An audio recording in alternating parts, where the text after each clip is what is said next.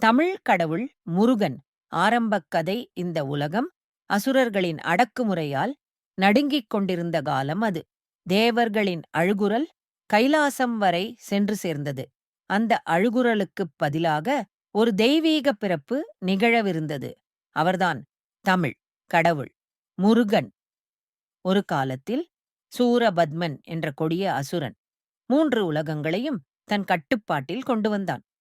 தேவர்களை அடிமைகளாக மாற்றி யாகங்கள், பூஜைகள் எல்லாவற்றையும் தடை செய்தான். இந்த அசுர ஆட்சியில் தேவர்களின் சக்தி நாளுக்கு நாள் குறைந்தது. இந்திரன், அக்னி, வாயு போன்ற தேவர்கள் ஒவ்வொருவராக தோற்கடிக்கப்பட்டார்கள். இறுதியில் தேவர்கள் அனைவரும் கைலாசம் நோக்கி சென்றார்கள். கைலாசத்தில் சிவபெருமான் தியானத்தில் இருந்தார். அவரின் முன்னால் தேவர்கள் மண்டியிட்டு, ஓம் நமச்சிவாய, எங்களை காப்பாற்றுங்கள் பிரபோ, சூரபத்மனின் கொடுமையை இனி தாங்க முடியவில்லை என்று அழுதார்கள். அந்த அழுகுரல் பார்வதி தேவியின் இதயத்தை நெகிழ வைத்தது. பார்வதி தேவி மென்மையாக சொன்னாள், சுவாமி, இந்த உலகம் ஒரு மகா சக்தியை எதிர்பார்க்கிறது. அந்த நொடியில் சிவபெருமான் தன் 3வது கண்களை திறந்தார். அந்த கண்களில் இருந்து 6 தீப்பொறிகள் வெளிப்பட்டன. அந்த இந்த உலகம் தாங்க முடியாத அளவுக்கு சக்தி வாய்ந்தது.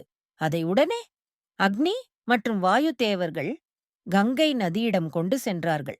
கங்கை அந்த தீயை சரவணப் பொய்கை எனும் புனித நீர்நிலையில் விடுகிறாள்.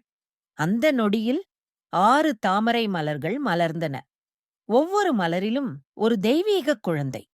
இந்த அதிசயத்தை பார்த்த 6 கார்த்திகை பெண்கள் அந்த குழந்தைகளை தங்கள் மடியில் எடுத்தார்கள். அவர்கள் அன்புடன் வளர்த்தார்கள். அவர்களுக்கு கல்வி, ஞானம், வீரத்தை கற்றுக் கொடுத்தார்கள்.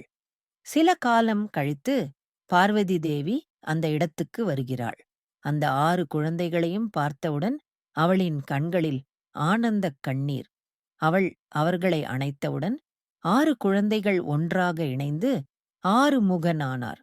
அந்த நொடியில் முழு உலகமும் அதிர்ந்தது. வேலன் பிறந்தான். முருகன் வந்தான்.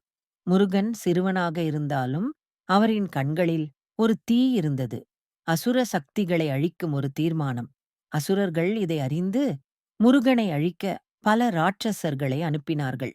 ஆனால் ஒரு சிறு புன்னகையுடன் முருகன் அவர்களை வென்றார். அந்த வெற்றியே அசுரர்களுக்கு ஒரு எச்சரிக்கை. இந்த முதல் நாட்களிலேயே முருகன் தன் கடமையை உணர ஆரம்பிக்கிறார். இந்த உலகத்தை அசுரர்களிடமிருந்து விடுவிப்பதே என் பிறப்பின் காரணம் என்று அவர் மனதில் உறுதியாகிறது. தேவர்கள் நம்பிக்கையுடன் நிற்கிறார்கள். அசுரர்கள் பயத்தில் நடுங்குகிறார்கள். ஏனெனில் முருகன் வளர ஆரம்பித்து விட்டான். இதுதான் தமிழ் கடவுள் முருகனின் அற்புதமான தொடக்கக் கதை. அசுரர்களின் அழிவு இனி ஆரம்பம்தான். இந்த கதை பிடிச்சிருந்தா ஒரு அரோகரா காமெண்ட் போடுங்க. இந்த வீடியோவை ஷேர் பண்ணுங்க. முருகன் அருள் உங்களோட இருக்கட்டும்.